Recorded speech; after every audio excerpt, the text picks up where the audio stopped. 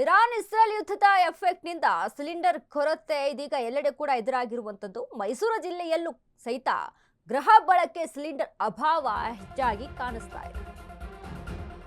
Iran Israel ಯುದ್ಧದ effect cylinder ಕೊರತೆ. ಮೈಸೂರು ಜಿಲ್ಲೆಯಲ್ಲೂ ಗೃಹ ಬಳಕೆ ಸಿಲಿಂಡರ್ ಅಭಾವ. ಸಿಲಿಂಡರ್ಗಾಗಿ ಬೆಳಗ್ಗೆಯಿಂದ ಜನ ಕ್ಯೂ ನಿಂತಿದ್ದಾರೆ. ಬೆಟ್ಟದ ಧನಲಕ್ಷ್ಮಿ ಗ್ಯಾಸ್ ಏಜೆನ್ಸಿ ಮುಂದೆ ಕ್ಯೂ ನಿಂತ ಜನ. ಪಿರಿಯಾಪಟ್ಟಣದ ಬೆಟ್ಟದಪುರದಲ್ಲಿರುವಂತಹ ಗ್ಯಾಸ್ ಏಜೆನ್ಸಿ ಮುಂಜಾನೆ 3 ಗಂಟೆಯಿಂದಲೇ ಕ್ಯೂ ನಿಂತಿರುವ ಜನರು. ಸದ್ಯ Dhanalakshmi gas ಏಜೆನ್ಸಿಯಲ್ಲಿ no stock.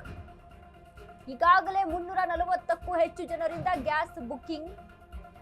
Stock ಬರುತ್ತೆ ಎಂದು ಏಜೆನ್ಸಿಯ ಮುಂದೆ ಕುಂತಿದ್ದಾರೆ ಜನ. ಇರಾನ್ ಇಸ್ರೇಲ್ ಯುದ್ಧದ ಎಫೆಕ್ಟ್ ಸಿಲಿಂಡರ್ ಕೊರತೆ ಎದುರಾಗಿದೆ. ಮೈಸೂರು ಜಿಲ್ಲೆಯಲ್ಲೂ ಕೂಡ ಗೃಹ ಬಳಕೆ ಸಿಲಿಂಡರ್ಗೆ ಅಭಾವ ಹೆಚ್ಚಾಗಿರುವಂತದ್ದು. ಸಿಲಿಂಡರ್ಗಾಗಿ ಬೆಳಗ್ಗೆಯಿಂದ ಕ್ಯೂ ನಿಂತಿರುವಂತಹ ಜನ ಬೆಟ್ಟದ ಧನಲಕ್ಷ್ಮಿ ಗ್ಯಾಸ್ ಏಜೆನ್ಸಿ ಮುಂದೆ ಕ್ಯೂ ನಿಂತಿದ್ದಾರೆ ಜನ.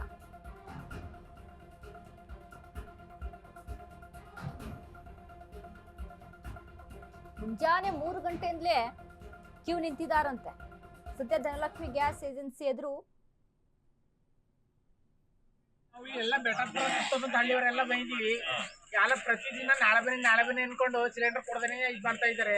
ಅದೇನು ಲೋಡ್ ಬುಕ್ ಮಾಡೋರು ಇಲ್ವೋ ಗೊತ್ತಿಲ್ಲ. ಡೈಲಿ ಜನಗಳು ಬಂದು ಎಲ್ಲ ಲೋಡ್ ಆಗಲ್ಲ ಇಲ್ಲಿ. ಇವತ್ತು ಸುಮಾರು ಒಂದು 300-400 ಜನ ಬಂದಿದ್ದಾರೆ. 5 ಸಿಲಿಂಡರ್ ಬಂದಿದೆ. ಅವರು ಡೈಲಿ ನಾಳೆ ಬನ್ನಿ ಅನ್ಕೊಂಡು ಎಲ್ಲ ಜನಗಳೆಲ್ಲ ಫುಲ್ ಕವರ್ ಆಗಿದ್ದಾರೆ. ಇದ್ರ ಕೇಳಕ್ಕಿಲ್ಲಿ ಎಲ್ಲ ಕಂಪ್ಲೇಂಟ್ ಮಾಡಿದ ಫುಡ್ ಇನ್ಸ್ಪೆಕ್ಟರ್ಗೆ ಇವತ್ತು ಗ್ಯಾರಂಟಿ ಬರ್ತದೆ ಕೊಡ್ತಾರೆ. Incoming call from Army identified by Truecaller. ಹೊರಗೆ ಇರೋದು ಎಲ್ಲ 4 ಗಂಟೆ 3 ಗಂಟೆಗೆ ಬಂದು ಕಾಯ್ತಾ ಇದಾರೆ. ಎಷ್ಟು ಸಿಲಿಂಡರ್ ಸಿಗ್ತಾರೆ ಇಲ್ಲಿ. ಇದಕ್ಕೆ ಏನಾದ್ರು ಒಂದು ಪರಿಹಾರ ವ್ಯವಸ್ಥೆ ಮಾಡ್ಕೊಡ್ಬೇಕೆಲ್ಲವ. ಎಲ್ಲ ಕಡೆ ಡೋರ್ ಡೆಲಿವರಿ ಕೊಡ್ತಾವ್ರೆ. ಇವ್ರು ಮಾತ್ರ ಬೇರೆ ಕಡೆ ಎಲ್ಲ ಬರ್ತೈತೆ. ಇನ್ನೋದ್ರೆ ಪ್ರಿಯಾಪಟ್ಟಣದಲ್ಲಿ ಬರೋದ್ ಗ್ಯಾಸ್ ಕೊಡ್ತಾವ್ರೆ, ಕೊಡ್ತಾವ್ರೆ, ಕೊಡ್ತಾವ್ರೆ. ಇಲ್ಲಿ ಬೆಟ್ಟದಪುರದಲ್ಲಿ ಧನಲಕ್ಷ್ಮಿ ಏಜೆನ್ಸಿ ಅವರು ಆನೆ 12 ದಿನ ಆಯ್ತು ನಾವು ಬಂದು ಗ್ಯಾಸ್. ನಾವು ಎಲ್ಲ ಬೆಟ್ಟದ ಹಳ್ಳಿಯವರೆಲ್ಲ ಬಂದಿದ್ದೀವಿ. ಎಲ್ಲ ಪ್ರತಿದಿನ ನಾಳೆ ಬನ್ನಿ ಅನ್ಕೊಂಡು ಸಿಲಿಂಡರ್ ಕೊಡದೇ ಇದು ಮಾಡ್ತಾ ಇದ್ದಾರೆ. ಅದೇನು ಲೋಡ್ ಬುಕ್ ಮಾಡೋರು ಇಲ್ವೋ ಗೊತ್ತಿಲ್ಲ. ಡೈಲಿ ಜನಗಳು ಬಂದು ಎಲ್ಲ ಲೋಡ್ ಆಗಲ್ಲ ಇಲ್ಲಿ. ಕಳೆದ ಬಾರಿ ಬೆಳಗಾವಿಯಲ್ಲಿ ನಡೆದಂತ ಒಂದು ಘಟನೆಯನ್ನ ಗಮನಿಸಿದ್ವಿ ನಾವು. ಅಂದ್ರೆ ಗ್ಯಾಸ್ ಏಜೆನ್ಸಿ ಅವರು ಬುಕ್ ಆಗಿರುವಂತಹ ಗ್ಯಾಸ್ ಅನ್ನ ಕೊಡದೆ ಬೇರೆ ಕಡೆ ಮಾರಾಟ ಮಾಡ್ತಾ ಇದ್ರು ಹೆಚ್ಚಿನ ಬೆಲೆಗೆ ಅನ್ನುವಂಥದ್ದು. ಇಲ್ಲಿ ಯಾಕೆ ಈ ಸಮಸ್ಯೆ ಆಗ್ತಾ ಇದೆ ಅನ್ನೋದನ್ನ ಅಲ್ಲಿರುವಂತ ಸ್ಥಳೀಯ ಪೊಲೀಸರು ಗಮನಿಸಬೇಕಾಗುತ್ತೆ. ಇದನ್ನ ಸರ್ಕಾರದ ಗಮನಕ್ಕೂ ಕೂಡ ತರಬೇಕಾಗುತ್ತೆ. ಈಗಾಗಲೇ ಸರ್ಕಾರ ಒಂದಿಷ್ಟು ರೂಲ್ಸ್ ಅನ್ನ ಮಾಡಿದೆ. ಒಂದು ಗೃಹ ಬಳಕೆಗೆ ಸಿಲಿಂಡರ್ ಬುಕ್ ಆಗಬೇಕು ಅಂತ ಅಂದ್ರೆ 28 ದಿನ ಅಂದ್ರೆ 1 ತಿಂಗಳು ಬೇಕಾಗುತ್ತೆ. 1 ತಿಂಗಳು ಆದ್ಮೇಲೆ ನೀವು ಬುಕ್ ಮಾಡಿದ್ರೆ ನಿಮ್ಮ ಮನೆಗೆ ಗ್ಯಾಸ್ ಬಂದು ತಲುಪುತ್ತೆ ಅನ್ನುವಂಥ ಇನ್ಫಾರ್ಮೇಶನ್. ಹೀಗಾಗಿ ನೋಡಿ ಮತ್ತೆ 50% ಬಳಕೆ ಆಗ್ತಾ ಇದ್ದಂಥ ಗ್ಯಾಸನ್ನ ಈಗ 70%ಗೆ ಸಿಲಿಂಡರ್ನ ಈಗ ಏರಿಕೆ ಆಗಿರುವಂಥದ್ದು. ಅಂದ್ರೆ ಭಾರತಕ್ಕೆ ಬರ್ತಾ ಇದೆ, ಟ್ರಾನ್ಸ್ಪೋರ್ಟ್ ಆಗಿದೆ. ಸೊ ಇದನ್ನೆಲ್ಲ ಗಮನದಲ್ಲಿ ಇಟ್ಕೊಂಡು ಆದ್ರೂ ಇಷ್ಟರ ಮಟ್ಟಿಗೆ ಜನ ಬಂದು ಕ್ಯೂ ನಿಂತಿದ್ದಾರೆ ಅಂತ ಅಂದ್ರೆ ಅಲ್ಲಿ ಏನಾದ್ರೂ ಸಮಸ್ಯೆ ಆಗಿದೆಯಾ?